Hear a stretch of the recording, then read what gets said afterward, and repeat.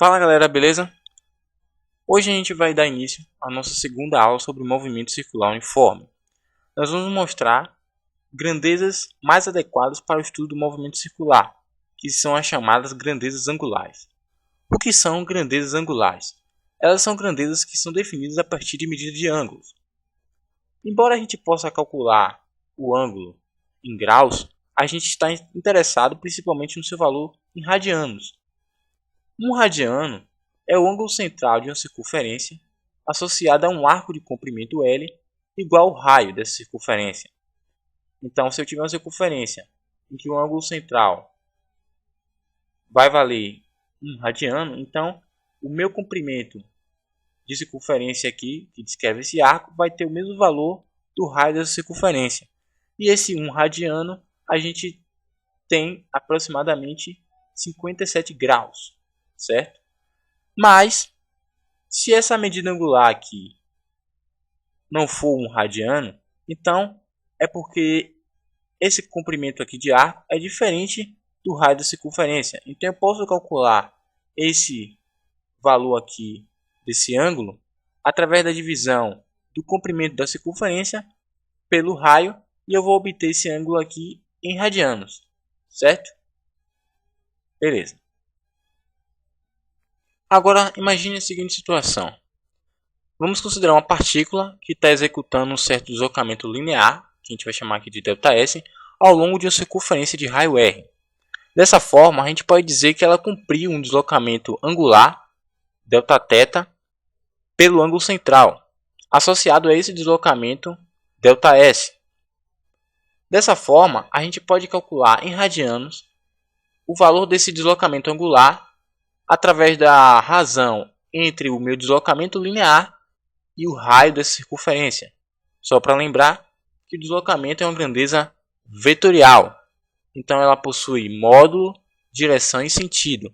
E os valores que a gente precisa para o deslocamento é o valor da posição final e inicial, independente do caminho que ela tenha percorrido, independente da distância real em metros que a partícula tenha percorrido. O importante é o valor final menos o valor inicial, certo? Bom, a gente sabe que um corpo em movimento circular uniforme mantém velocidade linear constante, que é a velocidade tangente à trajetória. Dessa forma, o móvel gira ângulos centrais iguais em intervalos de tempos iguais, ou seja, ele possui uma velocidade angular, ômega, constante. Então a gente pode determinar a nossa velocidade angular pela variação angular dividido pelo intervalo de tempo. Ou, como no caso de uma volta, o deslocamento angular vai corresponder a 2π radianos, que equivale a 360 graus, uma volta. E o intervalo de tempo para uma volta, a gente sabe que é o período, então eu posso calcular minha velocidade angular como 2π sobre t. Como o período é o inverso da frequência, eu também posso calcular minha velocidade angular como 2πf. Uma outra coisa importante para falar é que quando o período for dado em segundos, ou a frequência for dada em hertz, a velocidade angular terá unidade em radianos por segundo, que é a unidade no sistema internacional. Beleza? Agora nós iremos relacionar a nossa velocidade linear e a velocidade angular, certo?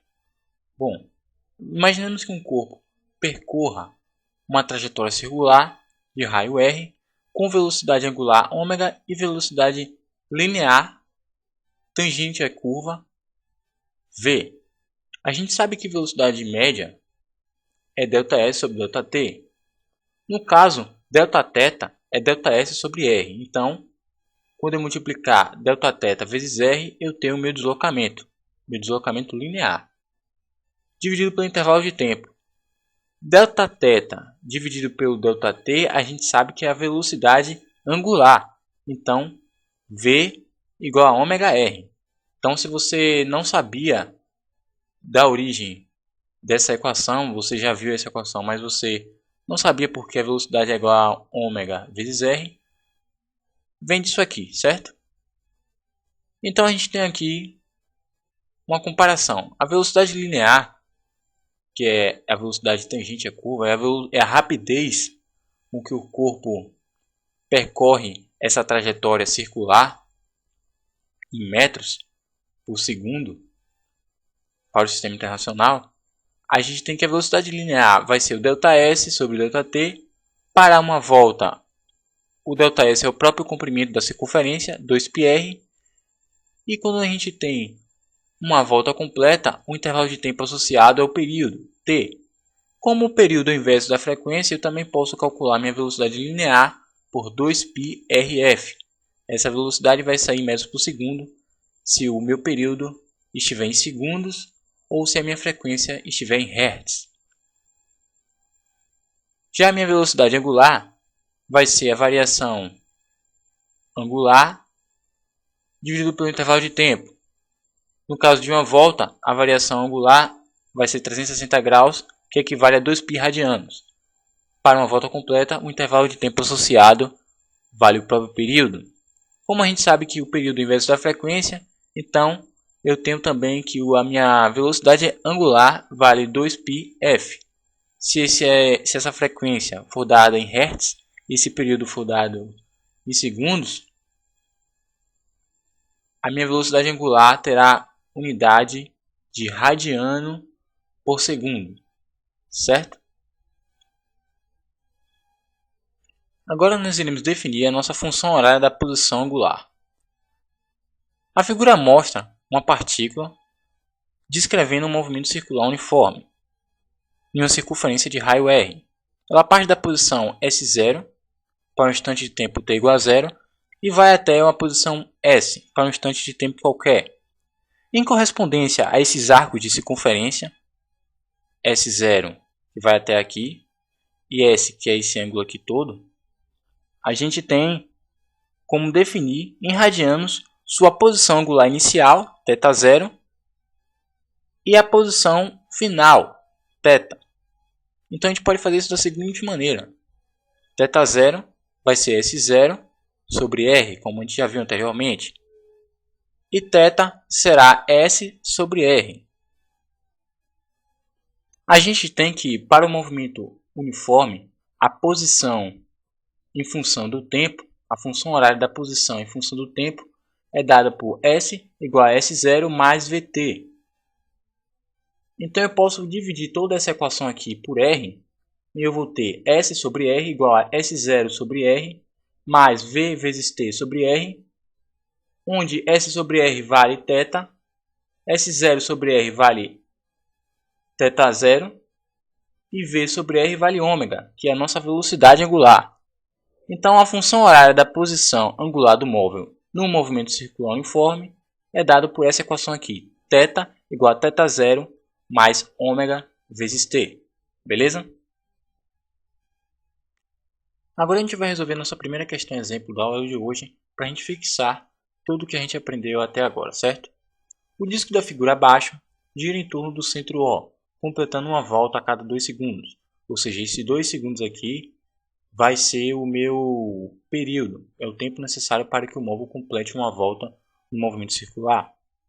Considere 2 pontos A e B do disco dispostos respectivamente a 1 metro e a 0,5 metro do centro O. Determine. Na letra A ele pede as velocidades angulares de A e de B, e na letra B suas velocidades lineares, e pede para a gente usar π igual a 3.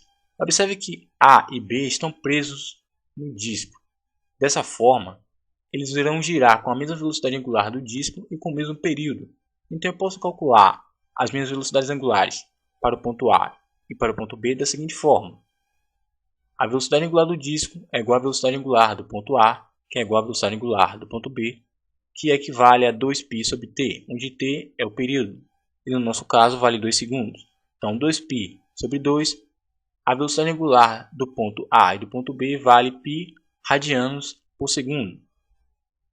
Para a letra B, a gente pode calcular as velocidades lineares utilizando a fórmula V igual a ômega-r. A velocidade linear do ponto A vai ser igual à velocidade angular do ponto A, que é igual à velocidade angular do ponto B, por isso a gente chama de ômega, vezes o raio de A. O raio de A vale 1 metro em relação ao centro O. Então, π vezes 1, como π vale 3, que ele pede para a gente deletar 3, então a velocidade linear do ponto A vale 3 metros por segundo. Já a velocidade linear do ponto B vai ser ômega vezes o raio de B. A gente sabe que ômega vale π radianos por segundo, então π vezes 0,5. Eu tenho que π vale 3, então 3 vezes 0,5.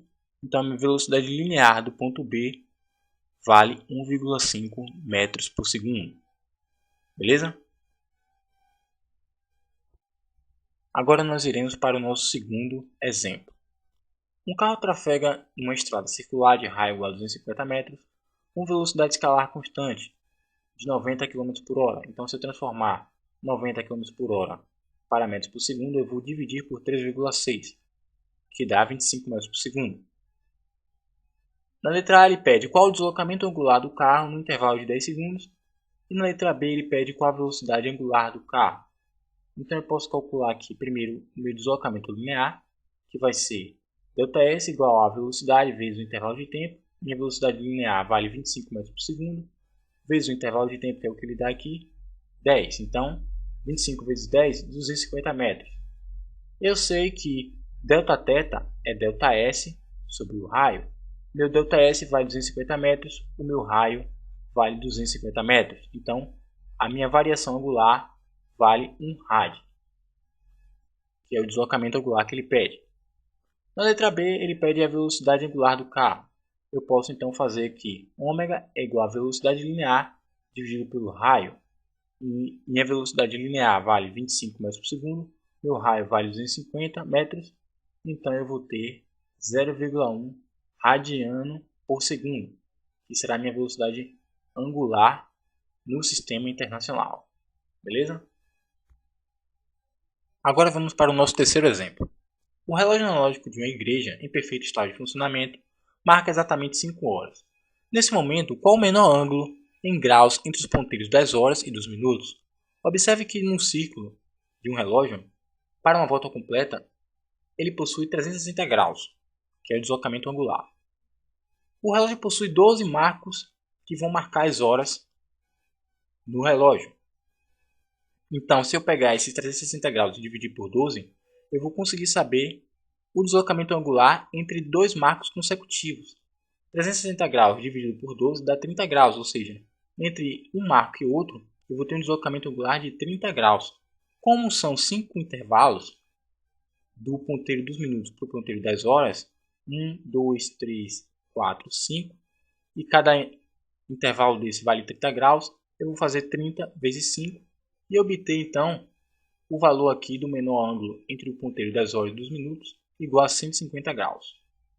Beleza? Na letra B ele pede a velocidade angular em graus por minuto de cada ponteiro. Observe que no relógio o deslocamento angular para uma volta equivale a 360 graus. O relógio possui 12 marcos. Cada marco possui 1 hora e cada hora possui 60 minutos. Então, se eu multiplicar 60 vezes 12, eu tenho um período necessário para que o ponteiro das horas complete uma volta. 60 vezes 12 dá 720 minutos. Então, o meu deslocamento angular vale 360 graus, dividido pelo meu intervalo de tempo, que é o período, em minutos, 720, eu vou ter 0,5 grau por minuto. Ou seja, a cada minuto, o meu ponteiro das horas irá variar 0,5 grau a sua posição angular. Seguindo aqui o mesmo processo, o deslocamento angular será o mesmo, 360 graus, para a velocidade angular do ponteiro dos minutos. Só que o ponteiro dos minutos demora um período de 60 minutos para dar uma volta completa no relógio. Então, o meu período vai valer 60 minutos. 360 graus, que é o meu deslocamento angular, dividido por 60 minutos, eu vou ter 6 graus por minuto.